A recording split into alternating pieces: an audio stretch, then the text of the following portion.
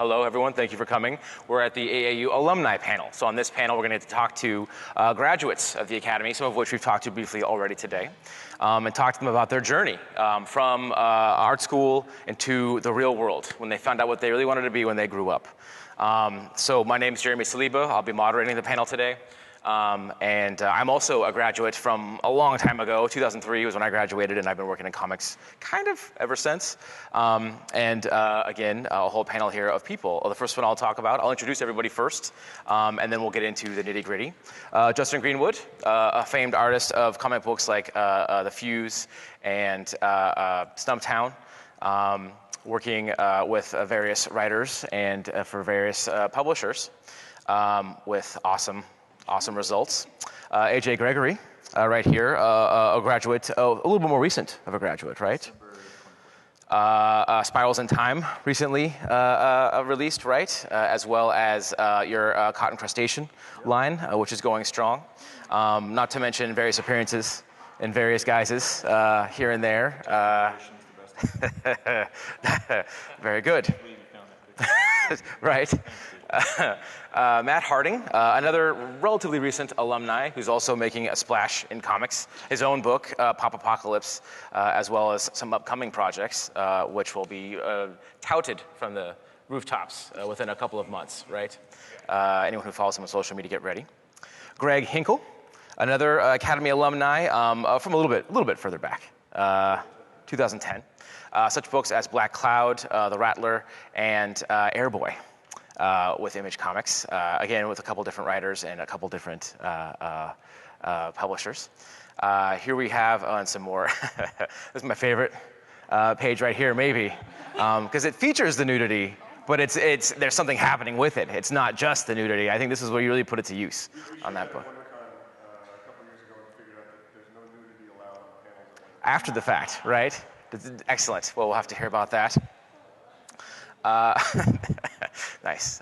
Katie Langouet, another, obviously, an alumni from also a couple years back, right? 2011. It's been 2011. All right, we're getting there. We're getting there. Munchies, My Little Pony, more recently, right? Excellent work there, as well as several older books like The Rock and things like that. Award-winning comics like The Rock, with your own awesome style. Einar, how are you doing, sir? Did something go wrong? Is that one of? This is one. Okay, very good. Some of your work recently just had your own book released, right? Yes. Although I'll come back and make sure that I'm getting input from everybody after I've had a chance to talk to everybody. And then this one, a little bit out of order here. Nathan Shorts, comic artist, cartoonist, and video game artist. Quite prolific, sir. You're like a Renaissance man. Yeah. With a very unique sense of humor. Again, as we mentioned previously, your main goal is to make yourself laugh, and if anyone else can enjoy it, well, then that's just a bonus. Sienna Robrock, and another graduate, obviously, and from what era are you a graduate from? Prehistoric, post-historic? All right. Yeah. Well, it's 2016 now, so. That's what happens when you graduate. You're going to take a nap, and you're going to wake up, and you'll be 50. It's going to be awesome. Some amazing work here as well. Look at you. Look at you. And that is our, oops, I did something crazy. Yes, the end. That is our panel here. There you go. Have a good evening, everybody. So now everybody here has, what was the view we found before? Presenter view. That's right. So everyone here has had kind of a unique path to getting into comics. I guess I'll start off with talking about some individual people. I'll start off on this side since I started on the other sides for other things. Justin, is there anything unique about your path into comics? Was there anything in particular that you think was a key factor? Or? I think that I haven't met anybody yet who's had the same path in comics. And I think that path has changed a lot, especially in the last 10 years or something. But I had a pretty long road. I mean, I didn't go to college like here at the art school. I didn't come here until like 2001 or 2, and I was in my late 20s probably at that point already. So When I got out of school, yeah, I think it was kind of a long road. I took a few years to sort of build a portfolio and start teaching myself how comics works. They didn't have a huge comics program at the Academy at the time. I mean, now it's pretty well filled out, but when I went here, that's not really true. So I spent some time kind of understanding the business and seeing like who's out there, what publishers are out there, who's going to fit my style well, and hitting conventions and just showing it off until finally I got Oni Press to take a look at a project I was working on where, honestly, it wasn't very good. I had wrote it myself. It was terrible because it's clunky. I'm not much of a writer. But I needed a vehicle to really show off my art, and it was true to what I was trying to do at the time. And although they weren't really as interested in the project, they were interested in my art, which led to my first gig. So I think that whole stretch of time was at least 3 or 4 years. But, I mean, some people it hits right away. Some people it takes a long, long time. And I think a lot of that comes down to just who you are and how ready you are for it, too. And timing of who's choosing folks, you know. So a relatively long journey. Like you said, you didn't land it right out of school. Yeah. It took a little bit of... It was a process. And luckily, when I did land that job, it was kind of a big deal. Like, it was Oni's first big color book. It was their first ongoing color... Not their first big color book at all, but their first ongoing color series. And they, like, my first issue I'd ever drawn was, like, Free Comic Book Day. It was big circulation. And, you know, I spent a large time trying to figure out how to... I didn't really draw enough comics to really have a good sense of it. And so I was sort of learning as I went. And I think you probably see that if you look back at it. Yeah. But they put a lot of faith in me, and I did the absolute best I could.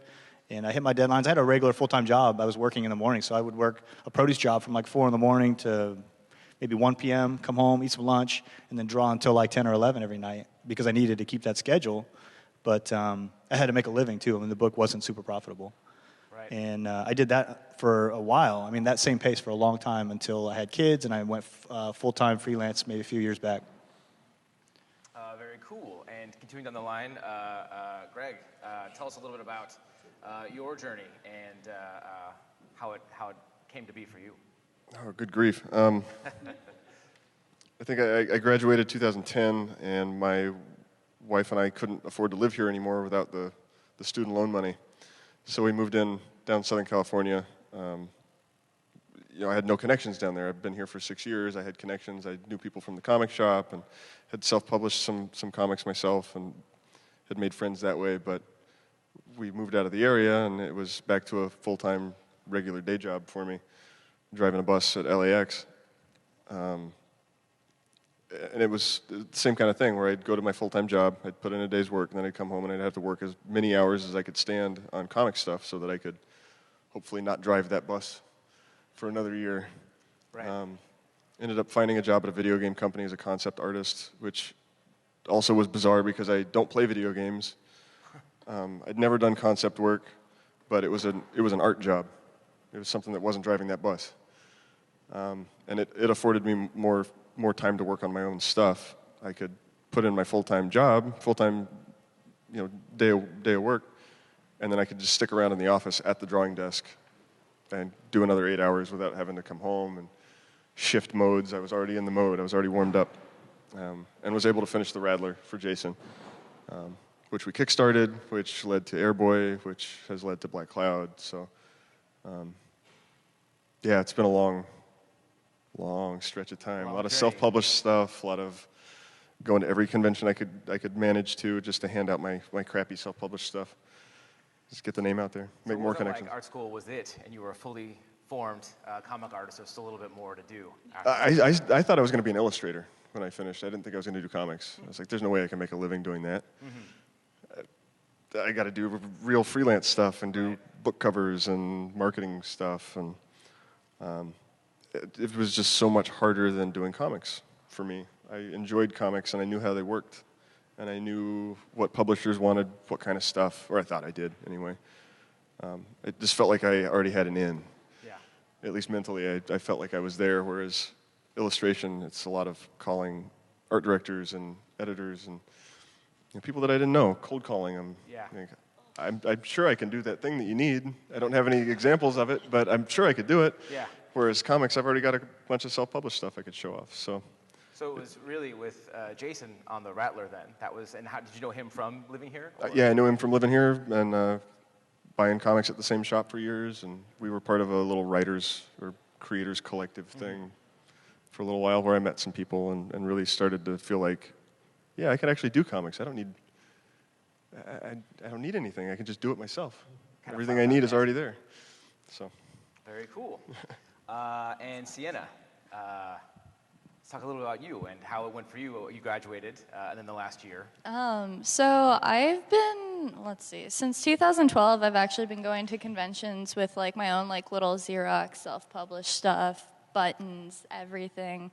So I've been like trying to like really push my comics career for a while now, and fresh out of the gown, I hunted down a job at a comic book store. So now I work at Comics Experience, which has been amazing. But also though, because of that, I have gained like a completely new education for comics that I don't think I would have actually been able to get in art school, mainly just because like the publishing side of things is just so, oh my God.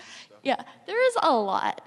But that being said, been working there to help pay the bills. There's not really much money in comics, which is another thing. So like, if you're doing this, it's a labor of love. Like, you will be exhausted. You will be very broke. You will not, well, I don't know for anybody else, but at least in my own journey.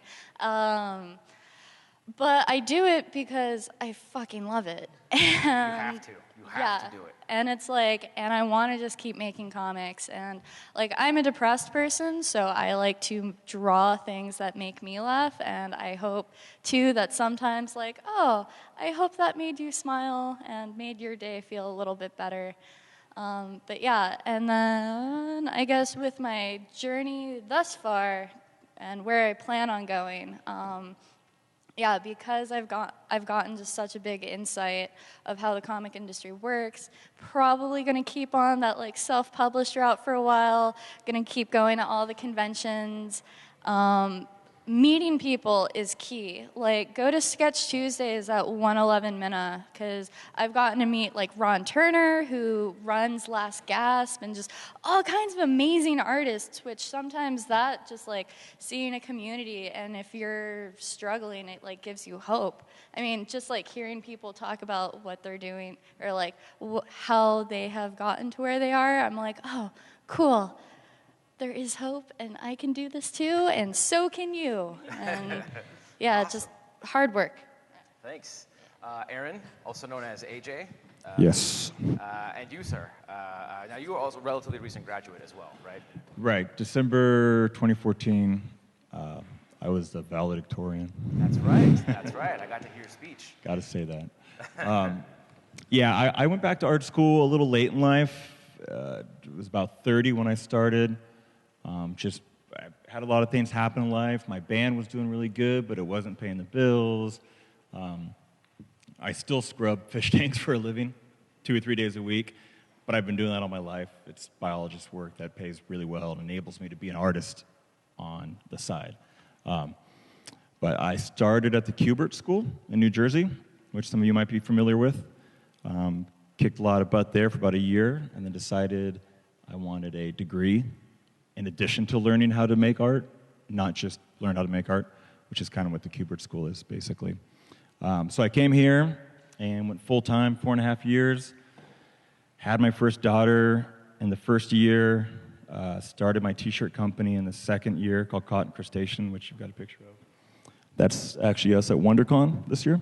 Awesome. And this is actually you at WonderCon this Yes. year, right? So Get that up. I started a t-shirt company with a Kickstarter that was highly successful in 2012. We did another one this year, and after we made our goal, which was $12,000, I basically had a dare that if we got to $15,000, I would wear my Aquaman outfit at WonderCon. That is the first time I've ever worn a costume at a Comic-Con. And you fit right in. They were like, brother. It was strangely how much love I got. But yeah, so I graduated in December 2014 with the t-shirt company, which I do scientific illustration, make t-shirts out of it. A publisher saw this image online, and that got me the Spirals in Time job, which is a natural history book on mollusks, published all over the world, now coming out in Japanese, which is pretty amazing. You were just there, right? And I was just in Japan, adventuring around for, reference and inspiration. right. just solo. I've signed on to do the second kind of sequel to this, which is a book on fish. A couple other PhD authors hit me up, and I'm doing a book on animal mechanics in between these two. And that book also got me an illustration gig at Dive Magazine, like a reoccurring thing. And I just confirmed my first major comic book cover work with IDW. Cool. So, Can you talk about it? no, All right. Of course. That's all but cool it's projects. awesome. Excellent. Yeah, that's me. Katie Langevin, another Academy alumni. So you graduated in 2010, you said? 2011. 2011. And ever since then, it's been nothing but rainbows and sugar plums, right? Totally. I came to the school in 2007 when I was 17 and had like absolutely no idea what I was doing or where I was going. So it's been like a really crazy ride. The only reason I started drawing comics is because of the roommate I had and my first trip to a comic book store here. And I got really hooked after that. Give me some more. So, More comics. so I made a lot of comics in school. I actually hardly took any comic classes because I was really focused on trying to be an illustrator. But once I graduated, I just really struggled there. And I spent a lot of time working here as a model, so some people may have drawn me. And learning. I mean, it was it was an amazing experience because I basically got like 3 or 4 more years, I think, I've been modeling. More years worth of school because I was there for like all the lectures, and I've heard Chuck's lecture about figure drawing like 5 million times now, and it's amazing every time. Yeah. But more recently, I just was self-publishing, my own work. I was doing the rounds at cons and stuff, and I've been starting to do anthologies. So this is from Chainmail Bikini, which is like an all-ladies video game and like tabletop game themed anthology, and just getting a lot of weird random jobs out of that kind of stuff. Like anthologies, I used to be too scared to like talk to other artists. When I graduated, I pretty much like closed myself off from like everyone. And since I like kind of opened up and started like getting together and doing all these like anthologies, it helps so much. And right now I work full time drawing children's educational comics at a company in Oakland. Very cool. That's awesome. Thanks. All right. Mr. Harding, how are you, sir? I'm good. Good, good. Also a relatively recent graduate, right? Yeah, pretty new. Yeah. That's right. Last year. And similar to some other people on this panel, you were kind of making comics even before you graduated, right? Yeah. I was. Yeah, and I've continued making comics since then. Trying to keep busy, Yeah. This is like one of the few times I actually get to come outside and see sunlight. Other humans. Yeah, other humans, yeah. Yeah, I mean, I have my own self-published one, which is that one. That's the one. There she is. I've been doing some children's comics with Katie over there. And I have another project that I can't talk about yet, but soon. And yeah, other than that, just, keeping busy with freelance. And do you think like getting involved in all this comic making even before you graduated was helpful, so that when you got out there you already had something going on, or do you think? Yeah. Yeah. Uh-huh. All right. Yeah. Yeah, I think so. I'll come back to you. Mr. Nathan Shorts, how are you, sir? I'm all right. Yeah? Hanging in there? Yeah. A lot of talking today.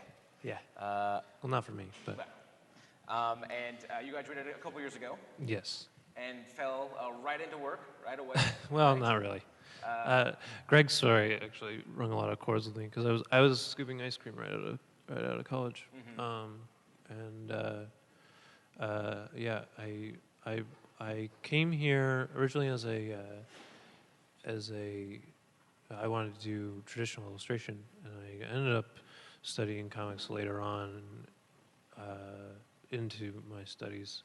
And when I graduated, I wanted to do comics, but was not paying my massive student loan debt. So I started kind of broadening my my search, and then this one video game job kind of fell in my lap. So I'm now the lead artist on Toe Jam and Roll, and for me, that was great because I am an avid video game fan, and so it's kind of allowed me the opportunity to live fairly comfortably and experiment with comics, and it's allowed me to find that I'm not really into making comics necessarily, but more cartoons. I consider myself a cartoonist now. And so, yeah, that's where I'm at.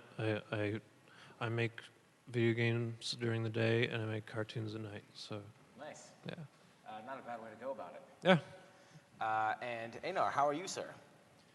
I'm doing well. How about yourself? I'm doing well myself. Thank you for asking. What a gentleman. And you graduated last year as well, I did, yes, with AJ's class.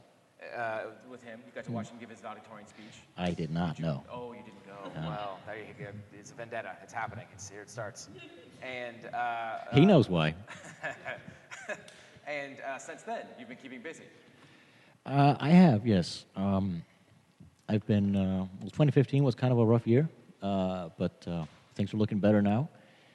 I went back home to Iceland and spent the summer there looking for work as a graphic designer, but my portfolio does not reflect that I can do graphic design very well. Big surprise. So I thought about, I figured, well, I used to work retail. I can just do that to make ends meet in the meantime. After a week of going back to retail, I actually had like a full-on panic attack from working there. So I had to quit that immediately and went to therapy and came out of that in January. Was it February? But there I realized that making comics that I've been working on like with friends and collaborating with other creative people, that's where I'm at my happiest. So it's I am doing exactly what I want to do right now, except I'm not getting paid for it yet. But I've got some projects coming up. I've got a book out actually, and it's available now at the store if you guys want to check it out. And I've got a pitch in the running as well, and I've got some plans. You know, I have a direction now, so awesome. I'm feeling good. Very cool. Now, talking to everybody here, there's kind of two things that I hear consistently over the place. One is that you have to make comics. Everyone here can try other things, but when it comes to doing what it is that's really calling out to you, it has to be something that's involved in your life. Otherwise, you end up being relatively unhappy. And the other thing is that it kind of all starts with dealing with a day job for a while when you get out of school. I think that's an important thing to touch upon because I think a lot of students, they'll come here thinking that it's a pneumatic tube. You graduate, you go into the job world and you get a job. And it's really hard, as an instructor here, it's hard to customize each student's skill sets with the ever-changing world of comics and self-publishing and publishing and everything else. And there's almost this stigma against getting a day job. It seems like that you're a failure if you get a day job outside of art school, but really it's kind of part of the whole system. I mean, would you guys agree? And for some of you, lasted longer than others, right? Like these gentlemen down here in the end, you guys worked for a while during day jobs and doing comics at night, basically. I mean, it's not that you have to have a day job. It's just you got to make money, right? I mean, it's not like I was like, oh, I can't wait to go work produce in the morning. But I wanted to make comics, and the comics I was working on or trying to get work, especially when I was trying to get work, you're not making any money, so you know you're going to have to work on that. You're going to have to spend a lot of time making comics, whether you're building your portfolio or maybe you're just starting off the beginning or self-publishing or whatever. But I still have to have a job. I mean, at the time I had a girlfriend, now my wife. You know, I had to have a social life. I mean, you're just going to pay rent. It's just a fact of life, and it's not a sign of defeat to have a day job so long as you're not settled with it. That's all. I mean, there's nothing wrong. Everybody has to do something to make money. If your goal is to make comics, that has to be your goal. But you have to find a way to supplement your income until you're hopefully lucky enough that you can do it on your own. You know? Yeah.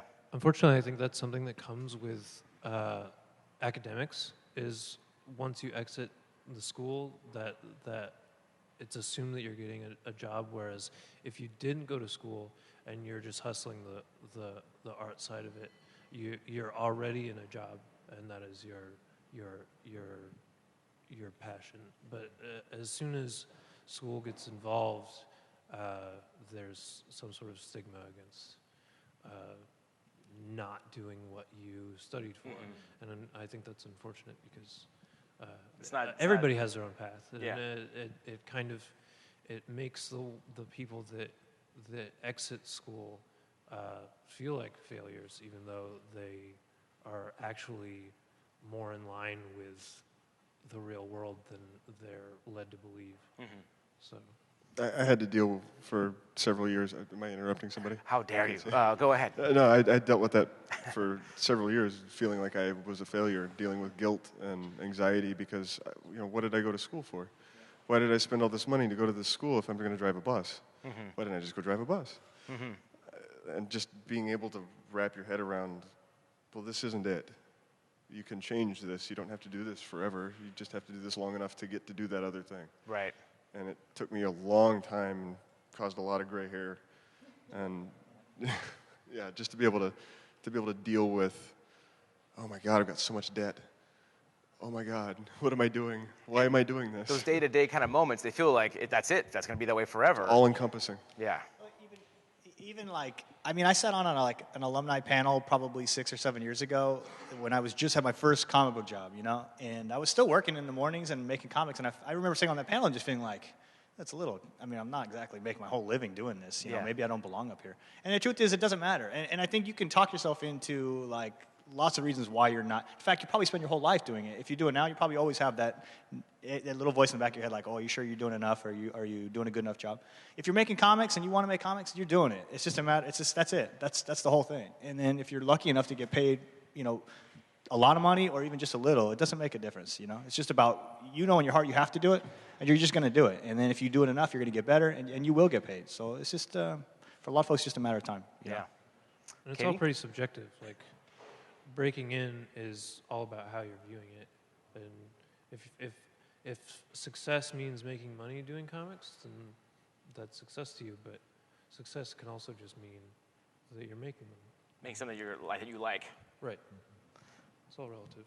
I think that a lot to being successful in comics has to do with just being perseverant through those times. It takes time. And you just have to not give up, and those are the people who are successful.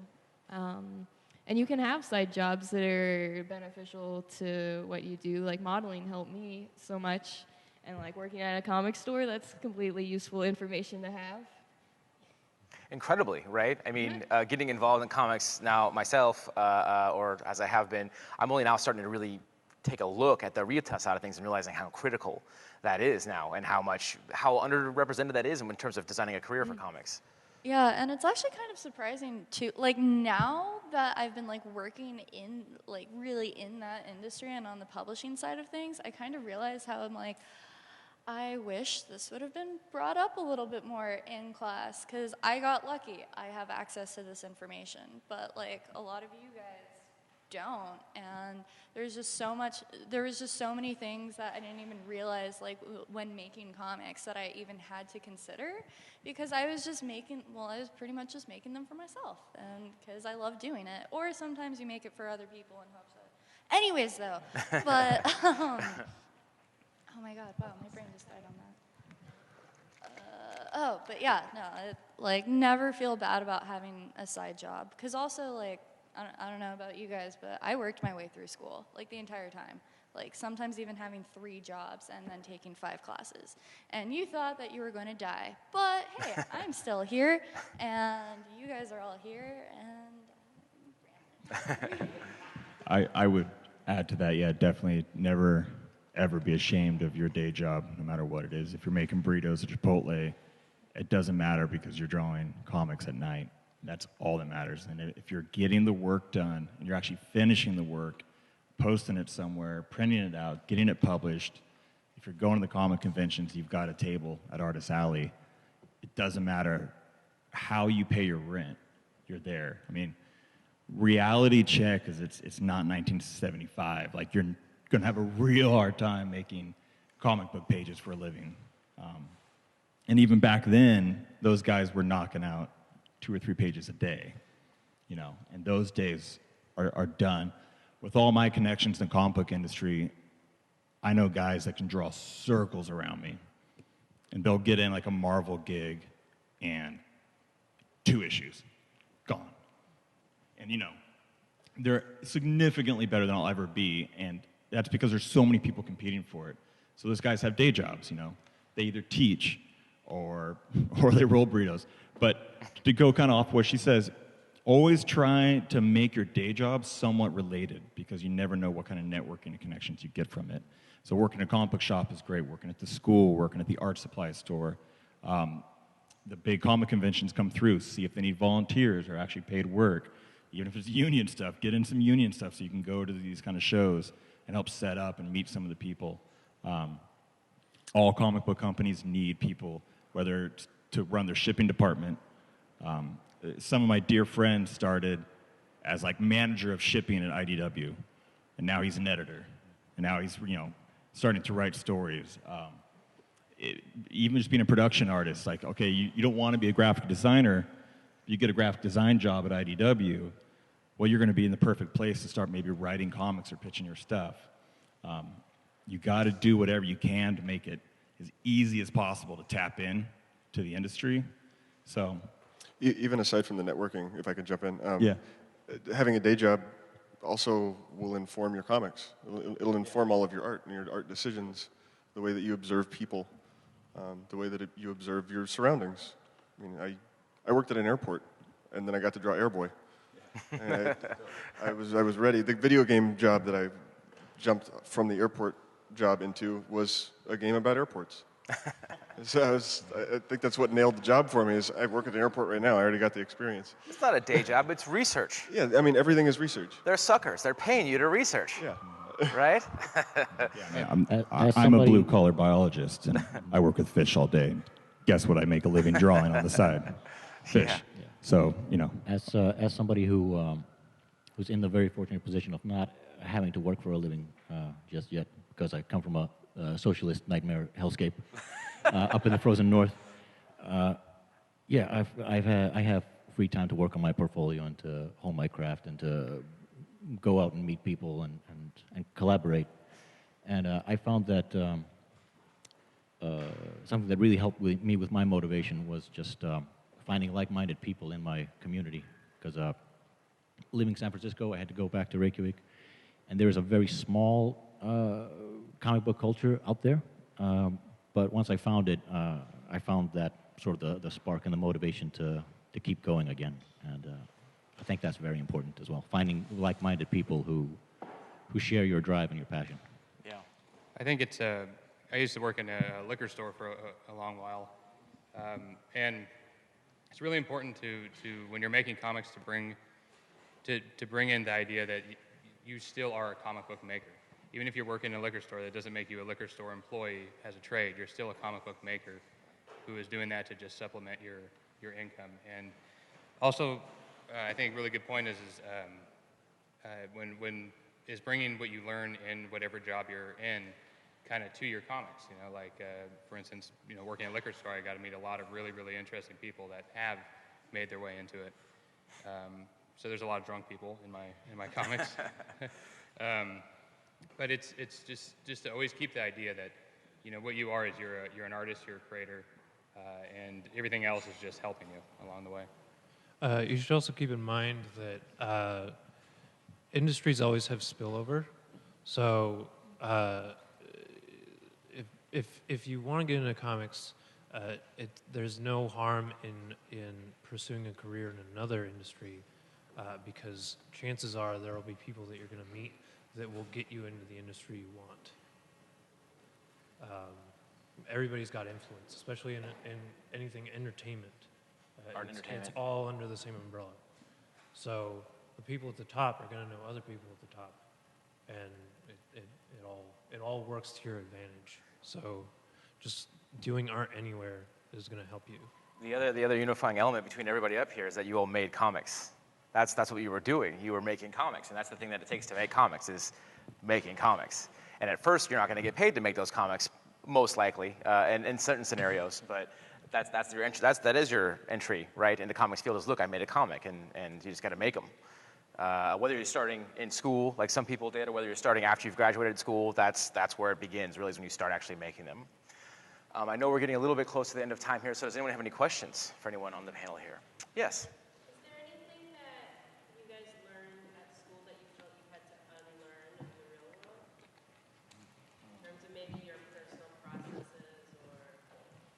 Chuck is watching us, so I shouldn't say anything. Supplies. For me, it was supplies. I think it just. Oh, repeat the question. So the question was: is there anything that was learned at the academy that you had to unlearn? And I kind of started figuring this out towards the end of my time here. But it really sunk in when I didn't have loan money to work with anymore. I didn't have the luxury of using the high-end supplies that I had been told to use. All of my supplies I get at Walgreens now. I buy Sharpies, and that's what I ink with. I use printer paper. I actually prefer Crayola colored pencils to Prismacolors. So if it's easier for you to use cheap supplies, do it. Like it's not gonna you work with you If the end you make result, the best of what you have. Yeah, if the end result looks good, then who cares how much it costs? Right. So yeah. Now, that's an excellent answer. Now, as someone mentioned, Chuck's here, so it's your chance to really stick it to him if you want. Is there anything here that you learned that you had to unlearn? No? Pretty good for the most part? I'm not sure if this quite fits in properly, but I think that one thing I noticed about taking comic classes here is that while I learned a ton of stuff, we spent a lot of time on very few pages, like working over and over and over again to perfect them. And I found that I learned the fastest when I was just producing like a huge volume of work and just looking back and like improving just on the next page instead of focusing on the old work. I think it can help just because when you make comics, you are like constantly, like part of the challenge is that you have to be fast producing and efficient. Yeah, to that point, I guess you kind of have to hit the ground running when you get out of here. It's that the school sort of teaches you how to reassess your work and how to refine it and how to like find, revise it until it's good enough. And they give you plenty of time here at school, but I think the point is that you have to train yourself to do that faster as you go. And hopefully you'll be on your way when you graduate, so that when you graduate you can continue to speed up and make your work even faster that way. Okay, any more questions for anyone here on the panel? Because I think we're just about out of time. So we'll go ahead and wrap it up there. Thank you, everybody, so much for telling us all about your stories and your journeys and everything that happened in comics and shedding some light on exactly how to get there.